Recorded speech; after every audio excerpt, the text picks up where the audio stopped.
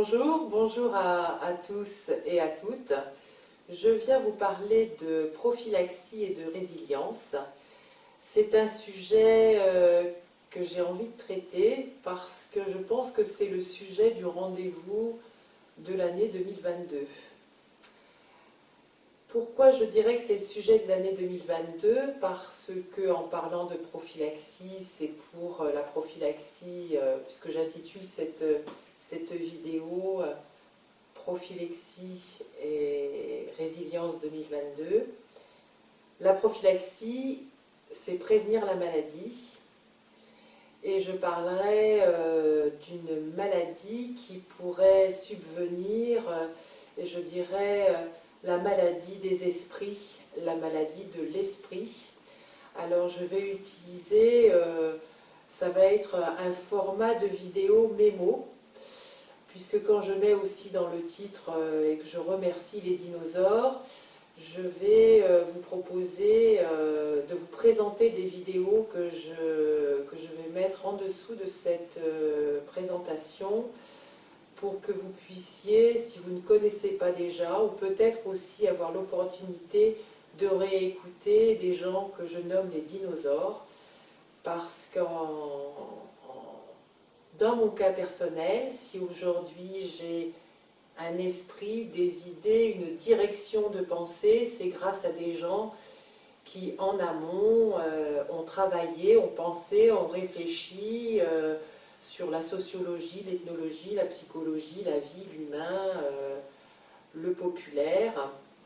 C'est donc pour ça que je parlerai d'une prophylaxie en vous exposant ce sujet, et que pour pouvoir prévenir, eh bien, grâce à la résilience, et donc si aujourd'hui nous sommes en 2022, ça veut dire qu'il y a eu 2021 et 2020 avant, et que la résilience, c'est un état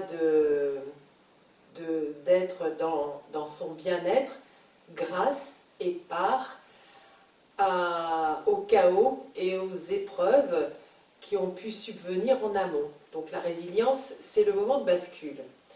Donc pour ceci, j'ai choisi des gens des vidéos que j'ai écoutées récemment, mais qui datent, puisque ce sont des dinosaures, et qu'en plus, et c'est ça l'intérêt en plus, c'est de voir que ces présentations sont tout à fait actuelles, d'actualité, parce que les faits ne font que se répéter, et en fait j'ai l'impression que là on est à un stade, disons qu'en pensant à une échelle par exemple, je pense que sur une échelle de 10 barreaux, on doit être au 7e barreau là, bien. Et ça c'est négatif parce qu'on pourrait supposer qu'il est peut-être nécessaire de faire le 8e, le 9e et le 10e. Donc j'aimerais que ça ne soit, si je peux me permettre cette métaphore, que ce 7e soit suffisant. Les vidéos que je vais donc vous faire partager, on va vous proposer de partager en dessous de cette vidéo, c'est un monsieur que j'apprécie beaucoup, c'est monsieur Roland Gori, monsieur Roland Gori qui est psychanalyste. Et la vidéo que j'inscrirai en premier lieu sous cette vidéo, c'est La fabrique des imposteurs, qui est une conférence qu'il a conduite en 2014 à Nantes. Et donc son titre en dit long, et je vous laisse écouter cette conférence qui est très très pertinente.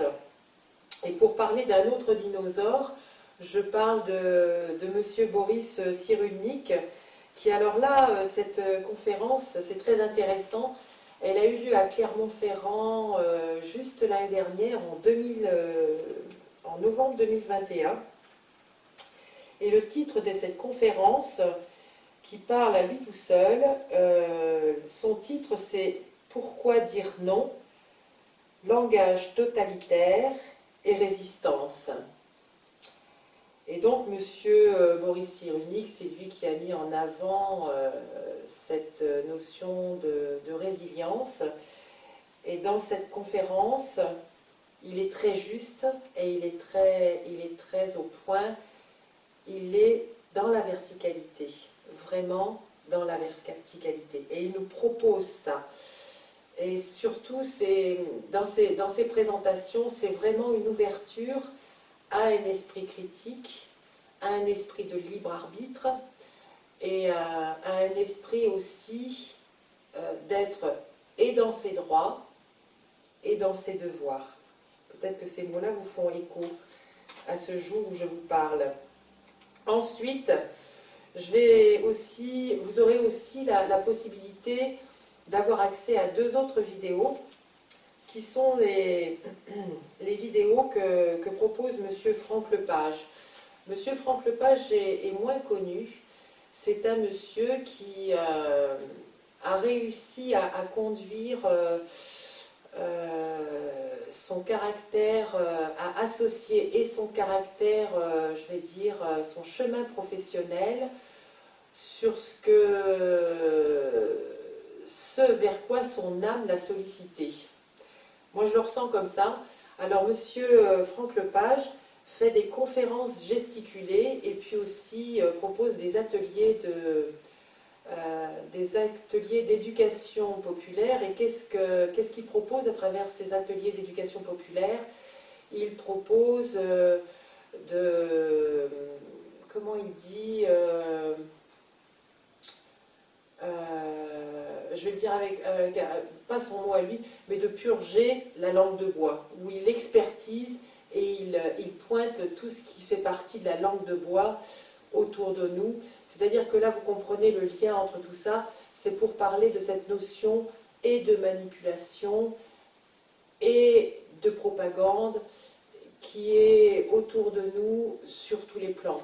C'est-à-dire qu'à travers cette vidéo, j'aimerais que vous puissiez distinguer l'impact autant individuel que la pression aussi de l'impact majeur à aujourd'hui de ce qui est l'impact sur le collectif.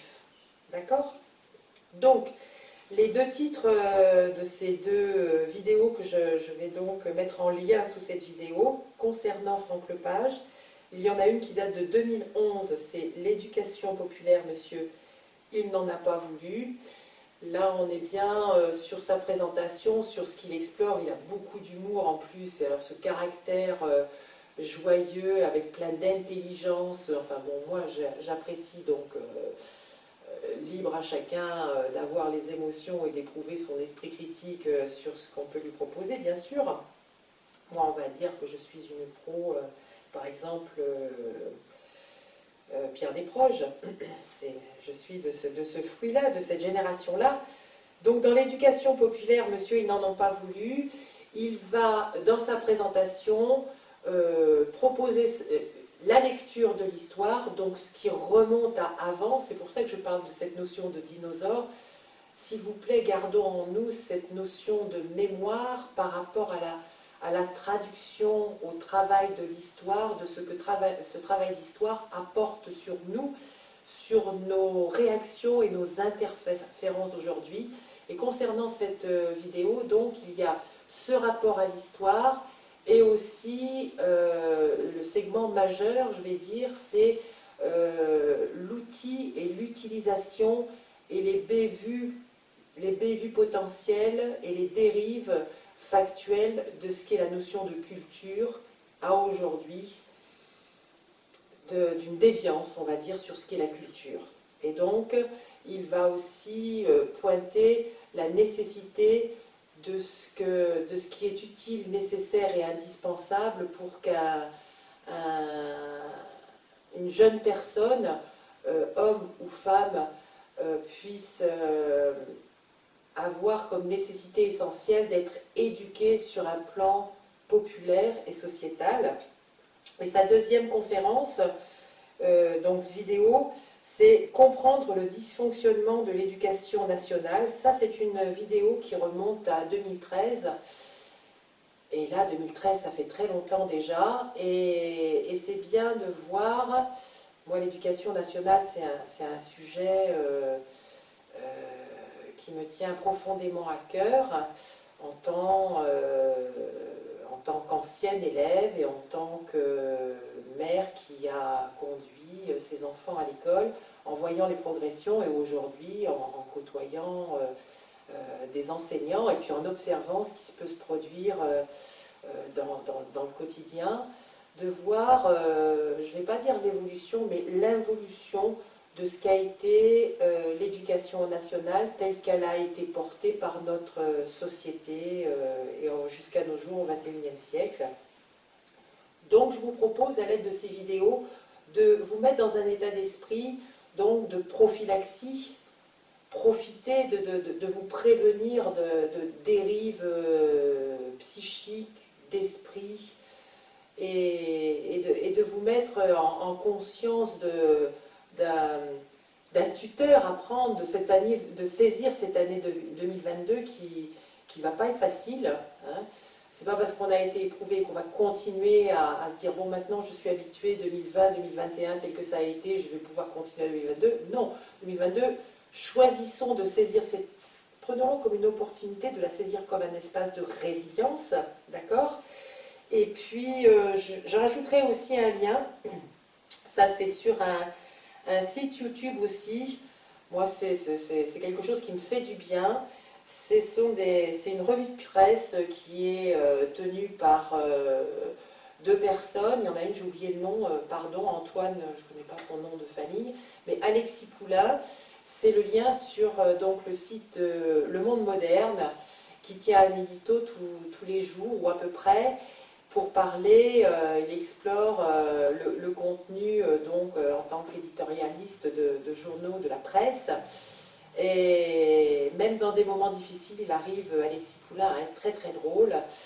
Et bon, je suis sur ces fréquences, ce mode de pensée, ce mode de pensée critique, et aussi ce ton d'humour me fait beaucoup de bien. Donc je vous le propose, vous faites ce que vous voulez. Et voilà. Donc ce que je voulais vous proposer, c'est ça. Je parle beaucoup de proposer parce que je sens cet élan parfois tyrannique, dictatorial, autoritaire, où l'espace d'échange n'est pas là. Alors que moi, mon souhait, ce serait que nous soyons dans la concorde, tout en considérant que nous sommes tous différents et que ces différences forment la plus belle intelligence de l'humain à pouvoir vivre avec ces différences pour arriver à ces notes, à ces moments de respect et d'intime et de pudeur aussi, parce que je trouve qu'en ce moment on manque de pudeur. Et pour conclure, je vous invite à chercher ces moments de paix intérieure, de vous connecter, de vous contacter à ces moments neutres qui, lorsque vous pouvez vous trouver devant des situations, essayez de sentir ces moments où on peut devenir un peu acide, un peu basique, penser sur des modes de retrouver votre neutralité, essayez de penser votre stabilité, essayez d'incarner et de vivre votre verticalité, tout en associant cette notion d'horizontale, de verticale, de yin, de yang, mais de bien vous sentir dans cette harmonie, dans cette osmose de verticalité, et pour vous conduire dans une forme de spiritualité intérieure et sentir aussi que dans ce monde, on est accompagné par des tas de potentiels différents et que l'unicité de chacun fait la force d'un groupe, avec ses différences. Voilà. Donc un point neutre et une verticalité, c'est ce qui me semble essentiel pour trouver un souffle vers un monde moderne, nouveau, qui nous accompagne, mais qu'on conduit aussi par nos énergies communes. Voilà. Donc, belle entrée en 2022, belle résilience en chacun de nous, et je vous dis à bientôt pour d'autres vidéos, avec beaucoup de joie. Je souhaite que on vive des jours meilleurs. Merci, à bientôt.